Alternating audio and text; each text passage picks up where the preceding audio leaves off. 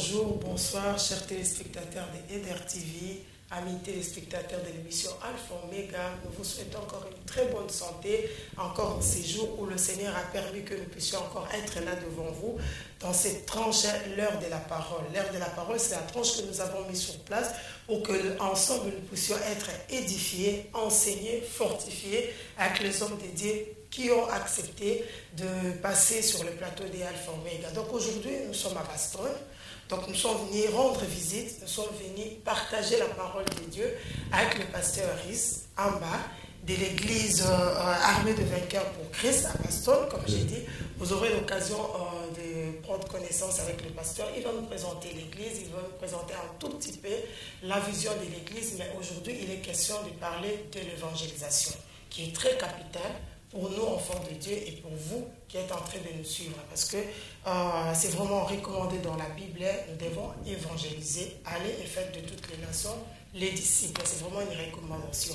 Mais comme nous avons l'habitude, dans cette heure de la parole, dans cette tranche, de prendre des moments d'adoration, des moments de louange pour la gloire de notre Dieu. Si vous êtes là aujourd'hui, si nous sommes là aujourd'hui, ce matin, nous avons encore le souffle de vie. Dieu nous a fait grâce. Je vous prie vraiment ensemble, si nous pouvons prendre un moment de louange et d'adoration avec notre frère Arsène qui est de l'autre côté, notre sœur Marie-Ange et notre frère Justice. Ensemble, nous allons adorer le Dieu puissant et je vais vous faire découvrir le pasteur Rhys.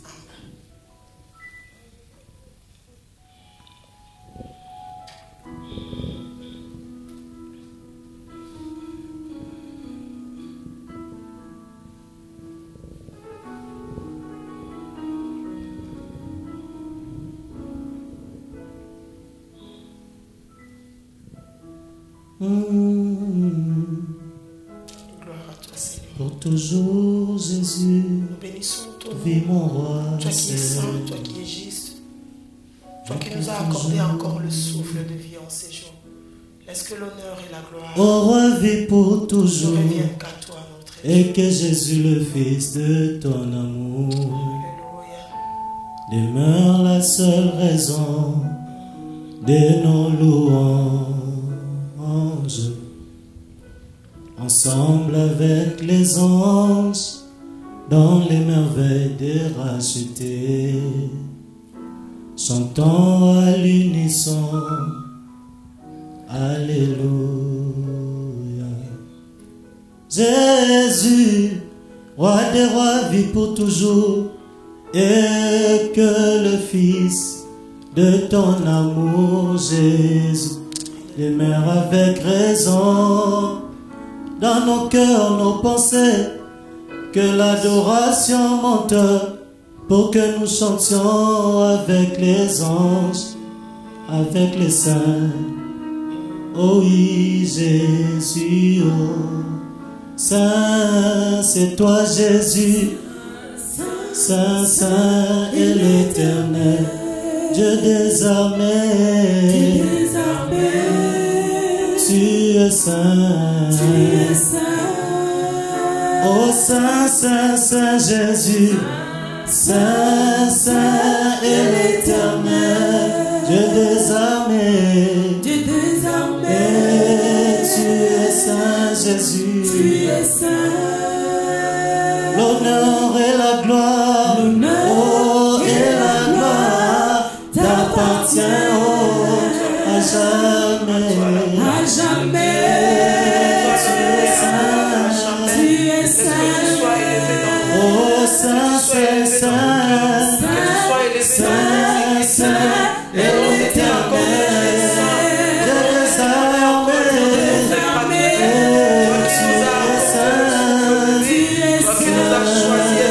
oh oui, l'honneur et la gloire Jésus, et la gloire t'appartient, à jamais. Voilà pourquoi nous disons que tu es saint, que tu es saint. Alléluia. À toi l'honneur, à toi la gloire. Oh Jésus, tu es saint pour toujours. Oh Oyawe biso tokotombola kiti na yo ya ngolu. Bongo na mitema totatoli Yesu sanzambe. Mamboko na likolo na loyembo oyo ya basantu. Na banje tokoyemba Alleluia. Yawe biso tokotombola kiti na yo ya ngolu. Na mitema totatoli Yesu sanzambe. Maboko na likolo na loyembo oyo ya basantu. Na banje tokoyemba Alléluia. Ô sainteté à ton nom, Saint, Saint, Saint, Saint, et l'Éternel, Dieu des armées, Dieu des armées, tu es saint, tu es saint. C'est vrai l'honneur et la gloire, l'honneur et la gloire t'appartient pour toujours, À jamais, à jamais, tu es saint. Seigneur, nous voulons célébrer ton nom. Nous voulons t'élever, toi le Dieu véritable, toi le Dieu glorieux, toi le Dieu qui est assis sur le trône, toi le Père créateur. Merci Seigneur pour cette grâce que tu nous accordes encore à ces jours, que nous soyons devant ta présence Seigneur pour parler de ta part, car c'est la mission que tu nous as donnée, aller par tout le monde, faites de toutes les nations mes disciples. Seigneur, nous recommandons ce moment dans ta sainte main. Dieu de miracles, Dieu de prodiges, Papa, glorifie ton nom. La Bible déclare, quand le Saint-Esprit viendra, il vous conduira dans toute la vérité. Saint-Esprit, je te laisse la liberté de nous conduire dans toute la vérité dans ces lieux. Dans le nom puissant de Jésus-Christ. Tout esprit qui est contraire à ta volonté dans ces lieux, Père, je chasse ça dans le nom puissant de Jésus-Christ et j'amène toutes tes pensées captives à ton esprit. Dans le nom puissant de Jésus-Christ. Amen. Amen. Merci beaucoup à vous le chantre, Pasteur Is, bonjour. Bonjour, Sœur Aline. Oui, ça va, Dieu fait grâce. Ça va? Oh, l'église, ça va. La famille aussi. Très bien. Donc j'avais oublié de signaler que le pasteur Is est marié. Oui, oui. Père de 3 enfants. 3 enfants, oui. Voilà.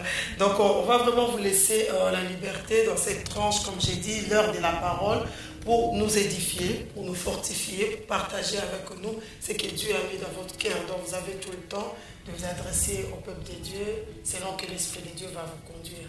Amen. Oui, peuple de Dieu, bonjour. Pour moi, c'est un honneur d'être sur ce plateau de EDER TV, dans ce cadre de l'émission Alpha et Omega. Gloire à Dieu, je suis le pasteur Riz Amba, de l'église Armée des Vainqueurs pour Christ ici à Baston, sur la rue Merceni numéro 6A. Voilà, ça fait au moins 4 ans que l'église a commencé et nous poursuivons le même objectif comme le Seigneur nous a laissé, d'aller par tout le monde et prêcher l'évangile.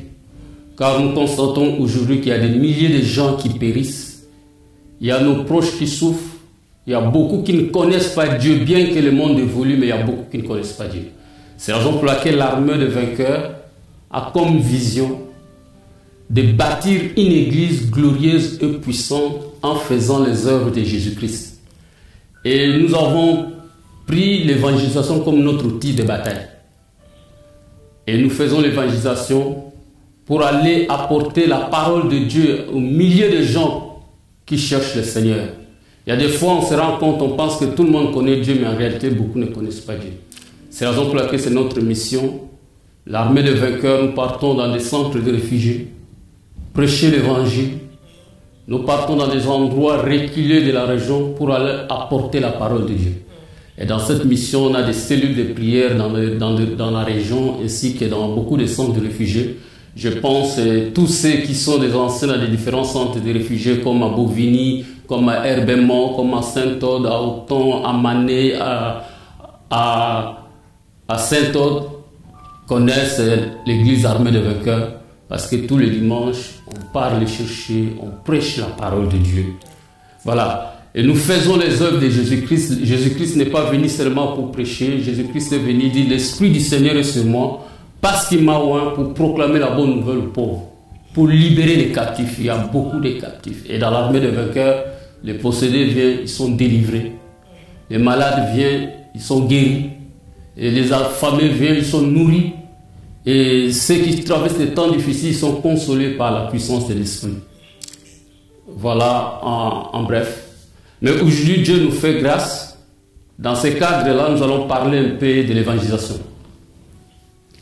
Et j'aimerais qu'on puisse lire dans le livre d'Ésaïe. Ésaïe chapitre 40, verset 3. Je vais lire pour la gloire de Dieu. Quelqu'un crie dans les déserts, frayez les chemins du Seigneur, aplanissez une route pour notre Dieu dans la plaine aride. Que toute vallée soit élevée, que toute montagne et toute colline soit abaissée, que les reliefs s'échangent en terrain plat et les escarpements en vaillants. Alors la gloire du Seigneur se dévoilera et tous la verront ensemble. C'est la bouche du Seigneur qui a parlé. Ça, c'est selon ma version Thomson. Alléluia. Peuple de Dieu, nous sommes arrivés au temps où nous devons nous lever pour parler de la part du Seigneur. Et la réalité que nous constatons aujourd'hui, surtout nous les hommes de Dieu, chacun se réjouit dans son petit coin, dans son confort, dans son église avec quelques membres. Voilà, bon, ça suffit. Mais l'œuvre, la mission que Dieu nous a appelée, vraiment, nous n'arrivons pas à réaliser ça. Nous voyons ici, la Bible dit qu'une voix qui crie dans les déserts. Une voix qui crie dans les déserts. Mais cette voix qui crie dans les déserts, pour que nous puissions bien comprendre ça, peuple de Dieu, nous allons poser quelques questions qui vont nous permettre de comprendre. La première question que nous allons poser, la voix qui crie dans les déserts, c'est la voix de qui?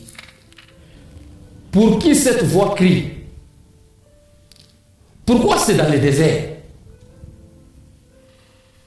Pourquoi nous devons préparer les chemins du Seigneur? Et aujourd'hui, toi et moi, à quoi consiste? Est-ce que nous sommes concernés par cette voix? Gloire à Dieu. La voix qui crie ici, ce n'est pas la voix du prophète Ésaïe. Ce n'est pas la voix de Dieu. Dieu ne crie pas, Dieu parle. Gloire à Dieu. Dieu ne crie pas, Dieu parle. La personne qui est censée de crier, c'est l'homme. Nous voyons dans la Bible, l'homme crie pour exprimer ses émotions. Parfois, c'est la douleur, parfois, c'est la tristesse, parfois, c'est la joie. Et nous voyons dans l'histoire de la Bible nous dit, les enfants d'Israël étaient en Égypte. Ils ont crié, parce que la souffrance était atroce. Ils ont crié vers leur Dieu.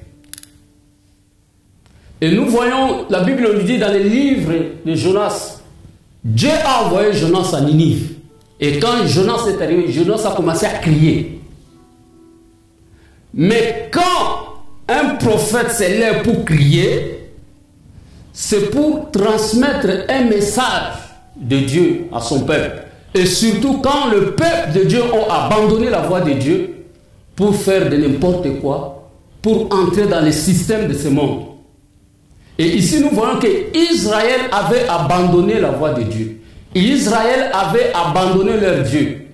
Ils commençaient à servir le Dieu de Baal, d'autres dieux qui n'étaient pas le vrai Dieu qui les a fait sortir dans le pays d'Égypte. C'est la raison pour laquelle Jean-Baptiste s'est levé. La voix qui crie ici, c'est la voix de Jean-Baptiste. La Bible dit Jean-Baptiste vivait dans le désert. Mais moi, je me suis posé des questions. Comment Jean-Baptiste vivait dans le désert? Mais pour comprendre ça, que représente le désert? Quelles sont les caractéristiques du désert? Le désert, c'est un endroit aride. Le désert, c'est un endroit sec. Dans le désert, il n'y a pas la vie. Dans le désert, c'est un royaume de scorpions et de serpents. Je vais vous dire quelque chose. Dans l'histoire de la Bible, il y a 3 personnes. Il y a Moïse, il y a Jean-Baptiste et Jésus. Que nous voyons que ces gens-là, une fois dans leur vie, ils ont passé dans le désert. Dieu, pour former Moïse, Dieu a fait passer Moïse dans le désert. Pour enlever à Moïse tous ces galons qu'il avait de l'Égypte, le prince de l'Égypte. Pour enlever toute la tradition, la culture égyptienne, parce que vous savez que Moïse, quand Moïse était en Égypte, Moïse grandissait selon la culture égyptienne. Et Moïse était prince d'Égypte. Donc Moïse, on préparait Moïse pour que Moïse un jour puisse devenir un pharaon. Mais quand Dieu l'a appelé, Dieu l'a amené dans le désert, c'est tout ça pour enlever tout ce qui était d'Égypte en lui. Pour qu'il soit un vrai berger à l'image de Dieu pour faire sortir ce peuple en Égypte. Et nous voyons Jésus, la Bible dit, quand Jésus est sorti dans les eaux de baptême, le Saint-Esprit a amené Jésus dans les déserts. Et la Bible nous parle que Jean-Baptiste était dans les déserts. Mais pourquoi les déserts? Frère, comme je venais vous dire, les déserts, c'est un royaume de scorpions et de serpents. Dans les spirituels, c'est quoi? Dieu devrait amener Jésus dans les déserts. Jean-Baptiste devrait aller dans le désert. Dans les spirituels, c'est le monde du ténèbre. Il fallait que ces gens puissent confronter d'abord les esprits qui sont dans le monde du ténèbre. Qu'ils puissent vaincre ces esprits, afin qu'ils puissent entrer dans leur ministère. Gloire à Dieu. La Bible dit Jean-Baptiste criait dans le désert. Mais c'est qui le désert? Bien aimé, le désert qu'il est question ici, c'est Israël. Amen. C'est Israël. Parce que Israël avait abandonné Dieu. Israël avait abandonné la loi de Dieu. Israël avait abandonné leur Dieu qui les a fait sortir dans le pays d'Égypte. Ils commençaient à servir Baal, d'autres dieux étrangers. Vous savez, peuple de Dieu, quand vous abandonnez Dieu, tu deviens désert. Tu deviens sec. Il n'y a plus la vie en toi. C'est la raison pour laquelle Jean-Baptiste s'est levé pour commencer à crier. Une voix crie dans les déserts. J'aimerais qu'on puisse lire ça dans le livre de Jean. Dans l'évangile de Jean, chapitre 1. Voici les témoins, Jean chapitre 1, verset 19. Voici les témoignages de Jean lorsque les Juifs lui envoyèrent de Jérusalem des prêtres et des Lévites pour lui demander, toi qui es-tu? Il les reconnut et il ne les nia pas. Il reconnut, moi, je ne suis pas le Christ. Ils lui demandèrent, alors, quoi? Toi, es-tu Élie? Il dit, je ne le suis pas. Et c'est toi qui es le prophète? Il répondit, non. Ils lui dirent alors, qui es-tu? Que nous puissions donner une réponse à ceux qui nous ont envoyés. Que dis-tu de toi-même? Moi, je suis celui qui crie dans les déserts. Rendez le chemin du Seigneur droit. Alléluia. Gloire à Dieu. Peuple de Dieu. Les Juifs sont venus voir Jean-Baptiste. Jean-Baptiste, la Bible dit Jean-Baptiste baptisé. Les gens venaient de partout pour être baptisés. Et Jean-Baptiste est venu avec un message strict, avec un message simple. Repentez-vous. Voilà le message que Jean-Baptiste nous a donné. Repentez-vous. Et aujourd'hui, dans beaucoup des églises, ce message de repentance, on ne prêche plus. On prêche la bénédiction, on prêche l'abondance, mais la repentance, on ne prêche. C'est la raison pour laquelle il faut que nous puissions prêcher ce message. Jean-Baptiste a dit, je suis la voix qui crie dans le désert. Repentez-vous, aplanissez le chemin du Seigneur. Peuple de Dieu, les Juifs sont venus le voir. Moi, ce qui m'a touché, c'est qu'ils demandent à Jean-Baptiste, es-tu le Messie? Jean-Baptiste, non. Es-tu Élie? Non. Es-tu le prophète? Non. Or, en réalité, Jean-Baptiste était prophète. Jean-Baptiste était Élie. Nous pouvons lire ça. C'est Jésus lui-même qui fait l'éloge de Jean-Baptiste. Nous pouvons lire ça pour que nous soyons concrets dans les Écritures. La Bible nous dit dans le livre de Matthieu, chapitre 11, à partir du verset 11, la Bible dit, je vais lire, « Je vous le dis, parmi ceux qui sont nés des femmes, il n'y a jamais eu quelqu'un de semblable comme un Jean-Baptiste. Cependant, c'est lui qui est, le plus petit dans les royaumes des cieux est plus grand que lui. Depuis le jour de Jean-Baptiste jusqu'à présent, le royaume des cieux est soumis à la violence. » Ça, c'est ma version Thomson. Et ce sont les violents qui s'en emparent. Et je parle au verset 14, il dit, si vous voulez admettre l'Élie qui devrait venir, c'est lui. Dans notre version, il dit que non, c'est Élie, Jean-Baptiste était Élie. Amen. Élie que vous attendiez, c'est lui Jean-Baptiste. Donc Jésus lui-même dit, parmi tous ceux qui sont nés des femmes, Jean-Baptiste est le plus grand.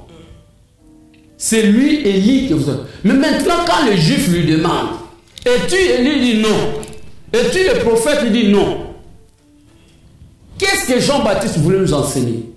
Frères, sœurs, hommes de Dieu, aujourd'hui, nous tous, nous voulons, oh, moi, je suis bishop. Moi, je suis prophète. Moi, je suis pasteur. Moi, je suis révérend. Mais Jean-Baptiste nous donne une leçon d'humilité. Ce n'est pas les titres qui vont sauver les hommes. Ce n'est pas nos galons, ce n'est pas le ministère, non. Jean-Baptiste était prophète, Jean-Baptiste était Élie, c'est lui Élie. Mais Jean-Baptiste a dit que je ne suis pas le prophète. Bien aimé, Dieu ne regarde pas nos titres. Dieu ne regarde pas la quantité de membres que nous avons, non. C'est que Dieu veut de nous que nous puissions nous lever, aller proclamer l'évangile. Répentez-vous, le Seigneur Jésus arrive bientôt. Aujourd'hui, beaucoup de chrétiens sont en train de jouer, sont dans la distraction totale. Pourquoi ils voient, non, c'est la belle vie. Mais vous devez savoir, Jésus revient bientôt. Et Jean-Baptiste est venu avec un message clair. Répentez-vous, aplanissez le chemin du Seigneur. Gloire à Dieu. Amen. Mais ce qui est étonnant, la Bible nous fait comprendre une chose. Ces pharisiens, ces juifs sont venus voir Jean-Baptiste. Il dit, mais tu n'es pas Élie, tu n'es pas le prophète, tu n'es pas le Messie. Mais maintenant, que dis-tu de toi-même? Amen. Que dis-tu de toi-même? Moi, je voulais vous poser cette question. Toi qui me regardes, toi qui me suis, homme de Dieu, enfant de Dieu, église, que dis-tu de toi-même?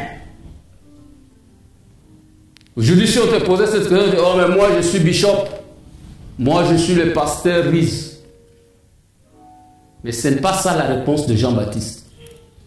Jean-Baptiste, quand on lui a posé, que dis-tu de toi-même? Il a dit, je suis la voix qui crie dans les déserts. Amen. Amen. Alléluia. Amen. Gloire à Dieu Tout-Puissant. Oui, comme je vous dis, le désert ici, c'est Israël. Nous pouvons lire ça dans les livres d'Ézéchiel, chapitre 5.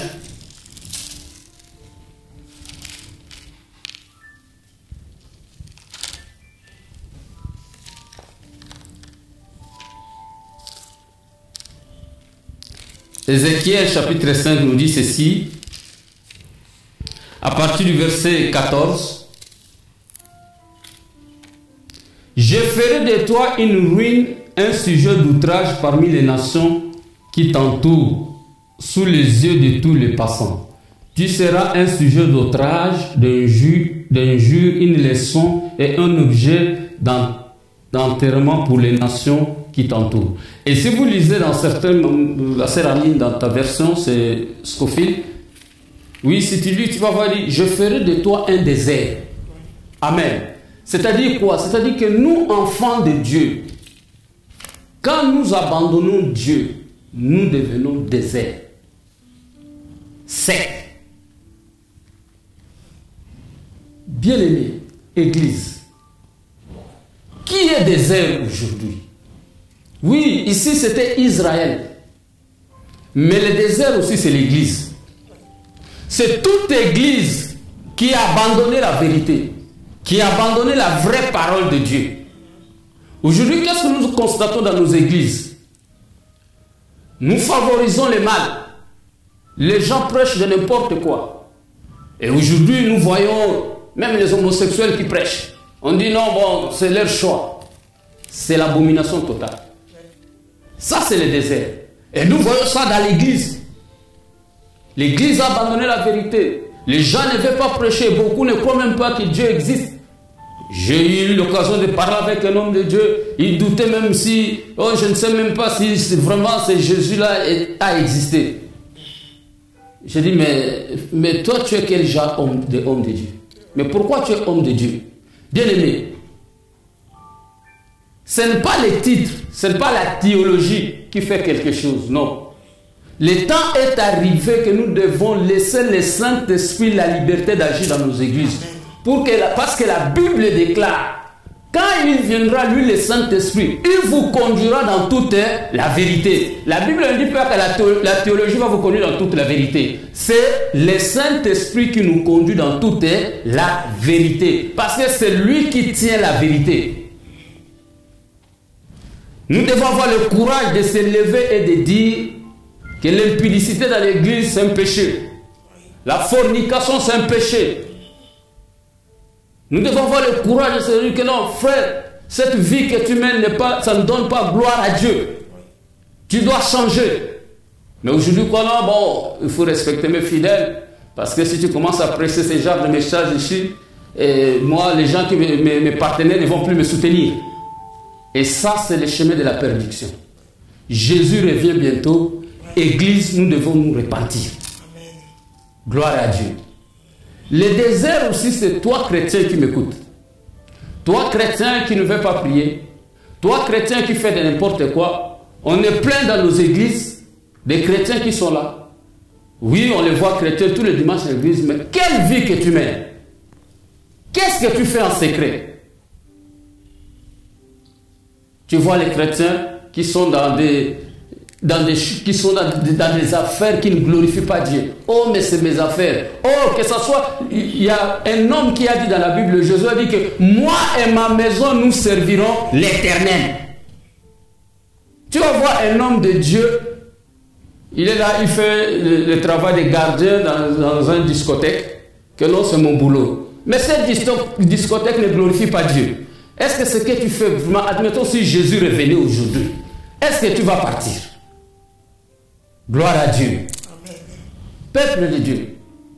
Désert, c'est dans nos maisons. Beaucoup de chrétiens sont à l'église, chantent, mais quand tu arrives dans sa maison, c'est désert. Il n'y a pas la présence de Dieu. Il n'y a pas la vie de Dieu. Tu arrives dans une maison, on ne prie même pas. Tu entres dans une maison, on ne t'accueille même pas dans la prière, mais dans l'église, ils sont là, alléluia, amen. Tu es désert. Tu dois te repentir. Nos maisons devront changer la façon de vivre dans nos maisons. Tu vas voir des frères et sœurs qui viennent, qui chantent, qui font... Mais avant de venir, parfois, ils se sont bagarrés avec sa femme. Il vient à l'église, chante alléluia, amen. Jean-Baptiste dit, repentez-vous. Repentez-vous, aplanissez le chemin du Seigneur. Gloire à Dieu. Choriste qui m'écoute, tu dois te repentir. Mais on lui a demandé, que dis-tu de toi-même? Que dis-tu de toi-même? C'est la vie. Oui. Que dis-tu de toi-même? C'est à réfléchir. C'est à réfléchir. Oui. Voilà, toi qui me suis, pasteur, que dis-tu de toi-même? Apôtre, que dis-tu de toi-même? Ancien, que dis-tu de toi-même? Diacre, diaconesse, que dis-tu de toi-même? Que dis-tu de toi-même? Peuple de Dieu, que dis-tu de toi-même? Ce n'est pas question que non, quelqu'un puisse te faire tes éloges, non. Maintenant, ici, la question, que dis-tu de... Depuis que tu as accepté Jésus, que dis-tu de toi-même? Depuis que tu viens à l'église, Que dis-tu de toi-même? Depuis que tu chantes là, que dis-tu de toi-même? Gloire à Dieu. Que dis-tu de toi-même? C'est la ligne. Regarde, Jean-Baptiste a dit, je suis une voix. Waouh! Gloire à Dieu. Amen. Que dis-tu de toi? Je suis une voix. Tu es une voix. Alléluia. Amen.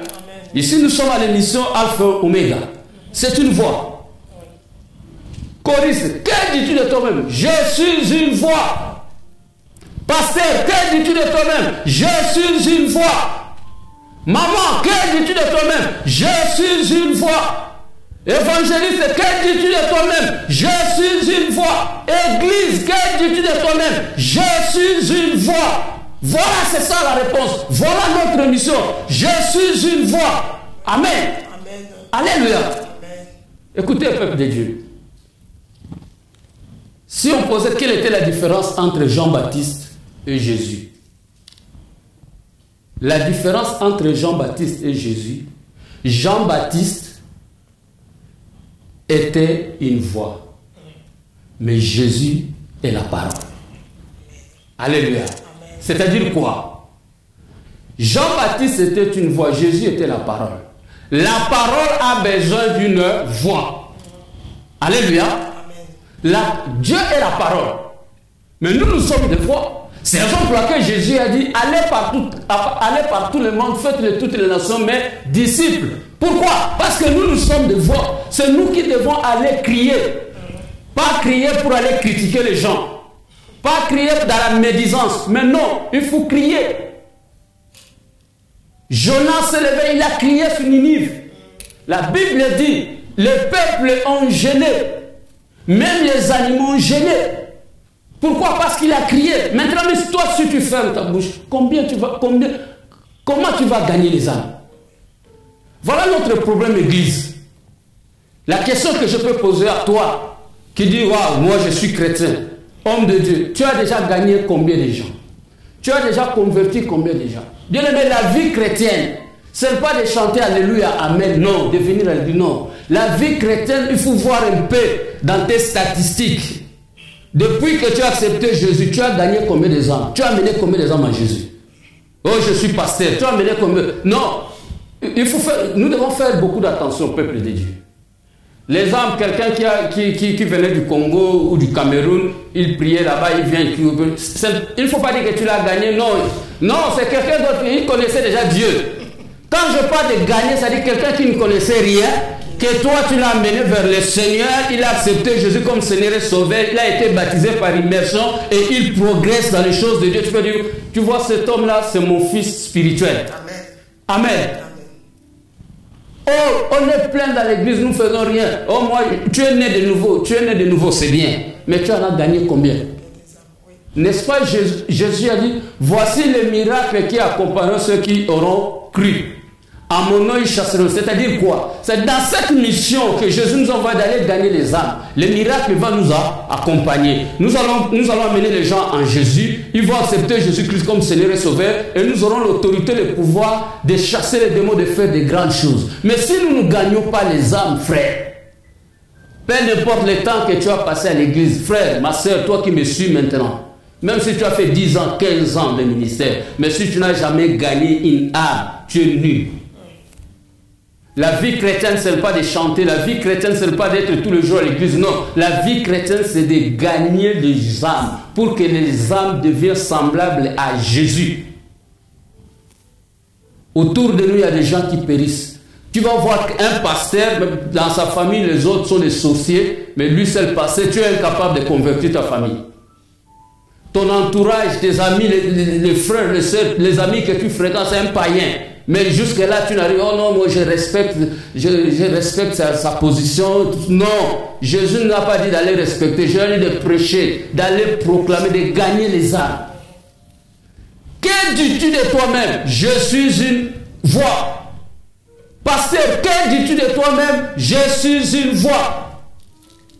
Musicien, que dis-tu de toi-même? Je suis une voix. Fidèle, que dis-tu de toi-même? Je suis une voix. Église, que dis-tu de toi-même? Je suis une voix. Gloire à Dieu. Amen. Je pense aujourd'hui tu as compris. Que dis-tu de toi-même? Je suis une voix. Donc nous sommes des voix pour Dieu, pour aller proclamer la parole, pour gagner les âmes. Amen. Amen. Que Dieu soit loué. Amen. Voilà, nous allons prier. Éternel, je bénis ton Saint-Nom, toi le Dieu véritable. Merci Seigneur, parce que le Saint-Esprit me conduit et me confirme que ce message est passé, que ton peuple a écouté. Aujourd'hui, ils ont compris qu'ils n'étaient pas seulement des fidèles, mais ils étaient des voix qui doivent crier. Si Jean-Baptiste a crié, si Jonas a crié, c'est notre tour aussi de crier pour aller proclamer ta parole auprès de tous ceux qui périssent dans le monde du ténèbre, qui viennent à toi, Jésus. Car tu as dit, si nous gagnons même une âme, notre récompense sera grande au ciel. Père, je bénis ton nom, dans le nom de Jésus. Merci Seigneur. Nous allons faire cette prière de déclaration. Tu vas répéter avec moi. Seigneur Jésus, à partir de maintenant, j'ai écouté ta parole. Je sais maintenant. Oui, je suis chrétien, mais je suis qu'une voix. Je suis une voix qui doit crier. Je suis une voix. Je suis une voix. Toi, sorcier, écoute-moi bien. Je suis une voix. Toi, marabout, écoute-moi bien. Je suis une voix. Toi, puissance du monde du ténèbre, écoute-moi bien. Je suis une voix qui doit proclamer la gloire de Dieu, les choses de Dieu, la parole de Dieu, afin que les âmes soient sauvées. Oui, Seigneur, nous te bénissons. Que toute la gloire te revienne. Dans le nom glorieux puissant de Jésus-Christ. Amen. Amen. Merci beaucoup, Pasteur Rhys. Merci. Franchement, moi personnellement, j'ai été béni. Amen. J'ai été béni. Comme j'ai dit au début, l'évangélisation, c'est vraiment très capital dans nos vies. Franchement, vous avez dit des choses qui sont réelles. Quand on va dans les églises, on parle de la prospérité. Oui, c'est bien bon, mais peut-être qu'à la personne où on s'adresse, la personne n'est pas encore convertie. C'est vrai, la personne, on est dans les églises. Franchement, vous avez dit quelque chose de très important. On ne gagne pas des âmes, on est là, on s'est content. Des âmes qui sont là, des frères et sœurs qui sont venus d'ailleurs. Mais nous-mêmes, en tout cas, on doit se mettre tous. Alpha Omega et toute l'équipe de EDRTV vont se mettre aussi, parce que nous sommes deux voix. Voilà. Donc nous allons aussi, c'est pour ça que j'ai dit, c'est à réfléchir, parce que dire que je suis une voix, c'est bien, c'est facile, mais il faut l'être réellement. Amen. Il faut mettre cette voix-là qui prépare le retour de Jésus-Christ. Jésus-Christ revient bientôt. On en parle de moins en moins, mais il y a des signes qui prouvent vraiment qu'il revient bientôt. Et le monde va très, très, très mal. Il est vraiment temps que nous puissions nous préparer au retour de Jésus-Christ. En tout cas, c'est une grande bénédiction pour nous. Amen. De vous recevoir sur le plateau des Alpha Omega. Gloire Je ne à sais pas Dieu. s'il y a encore quelque chose à rajouter, sinon on va finir tout doucement notre émission avec nos bien-aimés chantres qui sont aussi des voix. De l'autre côté, donc monsieur Papa Arsène qui est une voix, la sœur Marie-Ange qui chante là, tu es une voix, frère Justice, tu es une voix. Amen. Donc nous allons préparer le retour de Jésus ensemble. On a dit, je pense qu'on parle trop de musiciens. Même quand vous avez parlé, vous avez donné beaucoup d'exemples. Toi chante, toi musicien, ils sont vraiment de pions, si je peux dire, dans l'église. Oui. Quand on parle beaucoup d'eux. Nous prions vraiment que Dieu fasse grâce à nos chantres, à nos musiciens qui ont la volonté de chanter, d'adorer Dieu, mais vraiment réellement qui restent de bons chrétiens. Nous avons le devoir de prier pour eux, pour tous les chantres et tous les musiciens. Nous nous tenons à cœur que le Seigneur vraiment nous aide à être vraiment de voix. En tout cas, moi, j'ai dit un grand merci à toute l'Église et à vous d'avoir accepté cette invitation. Amen. Nos salutations à Madame. Je ne manquerai pas autant de sa part. Et aux enfants, à toute l'Église. Et salutations et merci à toute l'équipe technique là derrière. Je vois qu'il y a Papa Seko qui est avec nous à Baston, Papa Alenio qui est là, Papa Roberto Flavio qui est avec nous. Bonjour aussi à Richard qui n'a pas pu être avec nous pour d'autres raisons. Et à Ben Vido aussi après cela. Vraiment que le Seigneur vous bénisse, que le Seigneur vous bénisse, vous, peuple de Dieu, qui n'arrêtez pas de nous suivre sur le plateau de EDRTV et dans cette émission Alpha Omega. Que le Seigneur vous bénisse encore une fois. Une très très bonne santé à vous. Au revoir. Au revoir. Merci. Namongongo totomboli kombo na yo naza mongongo na ekotombola yo kombo na yo yo nzambe monene Yesu totomboli kombo na yo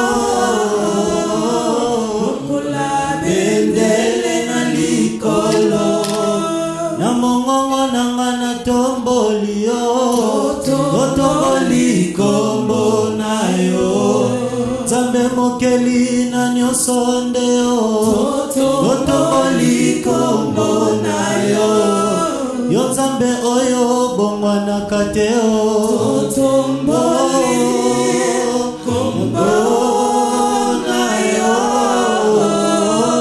lokola bendele na likolo na loyembo na mitema totomboli yo totomboli kombo na yo yo nzambe oyo ozali likolo totomboli kombo na yo nzambe bolingo ndeti yo azali te kombo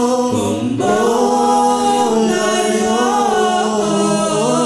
lokola bendele na likolo